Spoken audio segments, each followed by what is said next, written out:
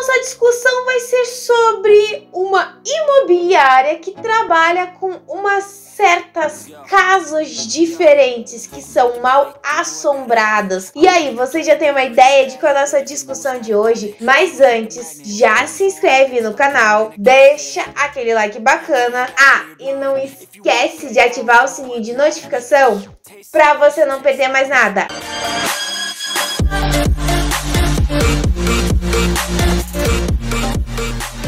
Venda Sua Casa Assombrada estreou na Netflix este ano. Gente, eu só não lembro se estreou em junho ou julho, vou ser bem sincera. E vai nos levar a acompanhar uma personagem chamada Janaha ou Nana. Perdão se eu falar o nome de algum personagem errado. Que ela carrega com si um sangue herdeiro de exorcistas. Ela enxerga entidades que perambulam pelas casas, pelos ambientes, por tudo. E acaba criando uma imobiliária para poder exorcizar essas entidades. Porém, as coisas começam, vamos dizer assim, sair do controle quando ela tem que se juntar a um vigarista para poder desvendar um caso que já aconteceu há mais de 20 anos. Gente, é aquele tradicional dorama que quem é fã conhece. Então, todas as histórias de doramas, né, vão estar sempre envolvido com aquela coisinha meio sobrenatural,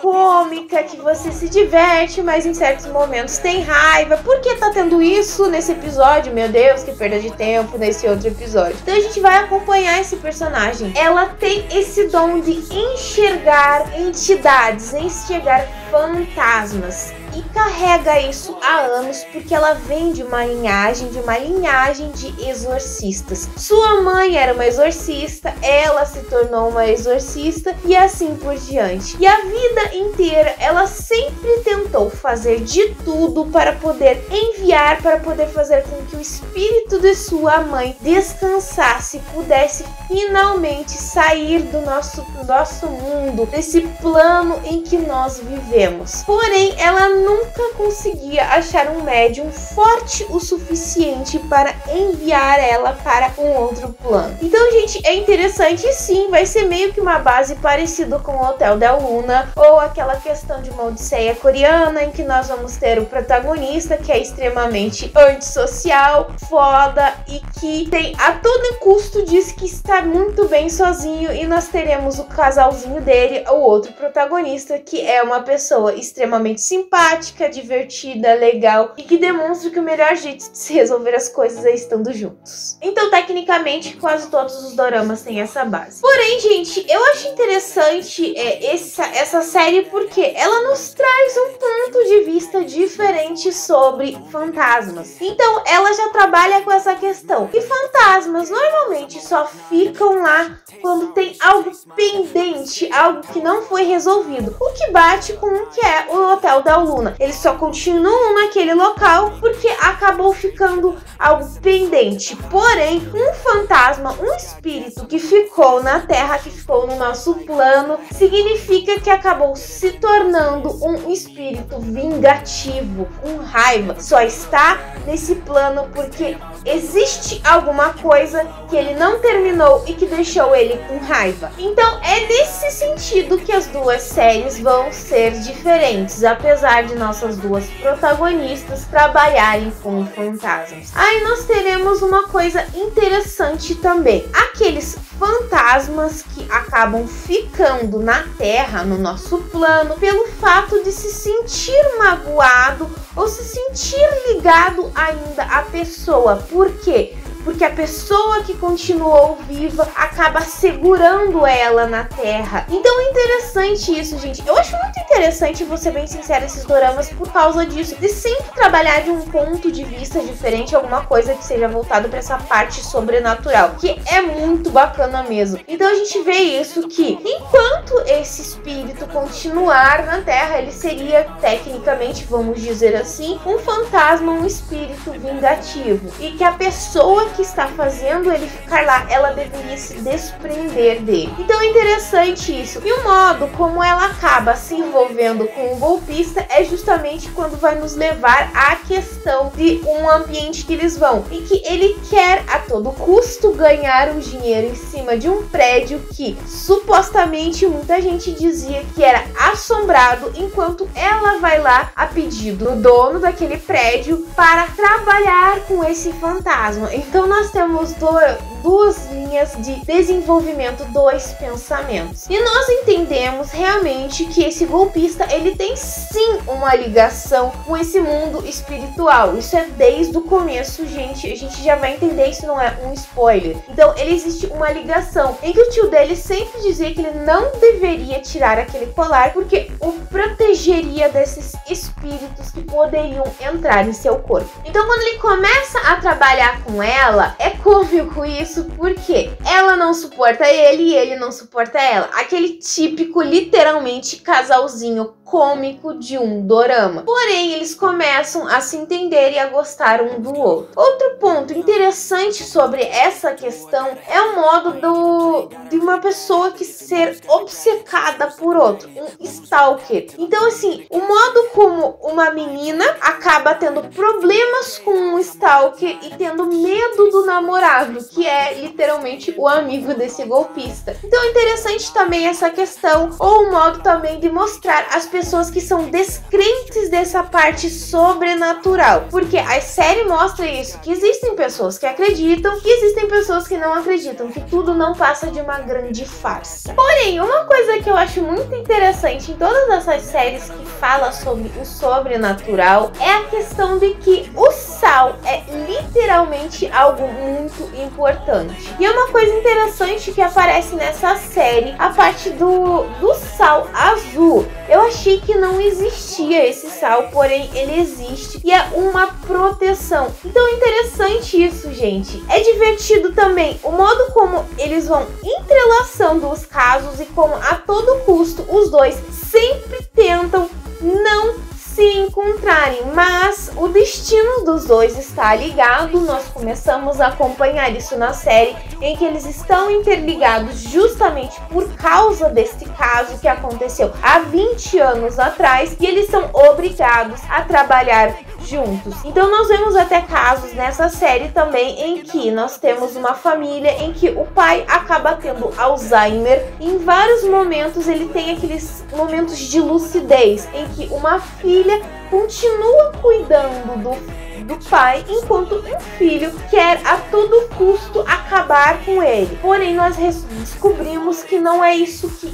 ele queria, ele só queria o melhor para a irmã. Então é interessante esse caso que a gente vai acompanhando, como também o caso da secretária, da amiga, da ajudante, da parceira da nossa protagonista, em que a série a todo instante conta sobre a questão de uma filha que ela teve e que a menina acabou morrendo. E a todo instante a série nos dá a entender que esta criança foi morta por ela. Com o andar da história a gente começa a entender o que realmente aconteceu. Um outro ponto legal que eu achei sobre esse filme é a questão do personagem, ou melhor, do fantasma ovo, em que ele surge, em que esse fantasma não tem exatamente um rosto. O que seria um fantasma ovo? Essa parte de que nós temos um ambiente em que muitas pessoas acabaram morrendo e acabou se juntando todos criando esse fantasma ovo, não tendo um rosto. Então é interessante. Outra coisa legal,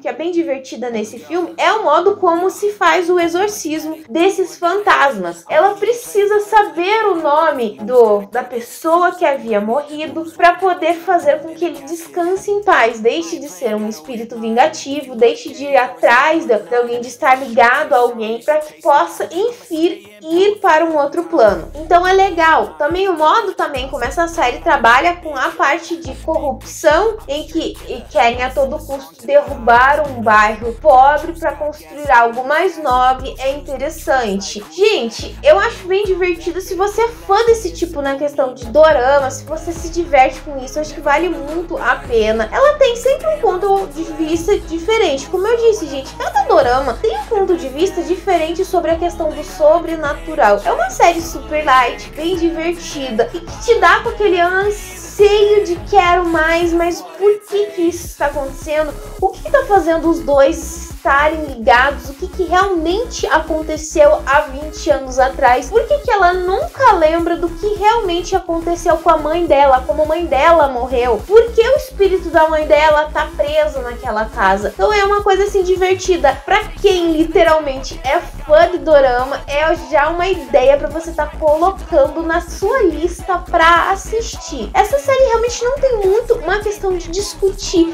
nossa, mas trabalha um tema interessante sobre isso, nossa, trabalha um tema. Não, ela trabalha um tema, eu acho que já são meio que atuais, essa questão de pessoas descrentes com o sobrenatural, ou a partir da corrupção, entende? Ou o que você é capaz de fazer, ou a que ponto que você chega para poder conseguir o que você deseja, entende? Ou aquela questão de que muitas vezes os espíritos ficam presos a nós por nós mesmos, alguma coisa que nós ainda desejamos que a pessoa esteja. É nesse sentido, mas é bem divertida, vale muito a pena. Porém, tenho que já deixar avisado que, como todo dorama é uma série extremamente longa, em que sentido, Nathalie? Não em questão de episódios. Eu acho que de episódios, se eu não me engano, acho que ela tem uns 16, mais ou menos. Acho que é isso, no máximo 16. Eu não lembro muito bem.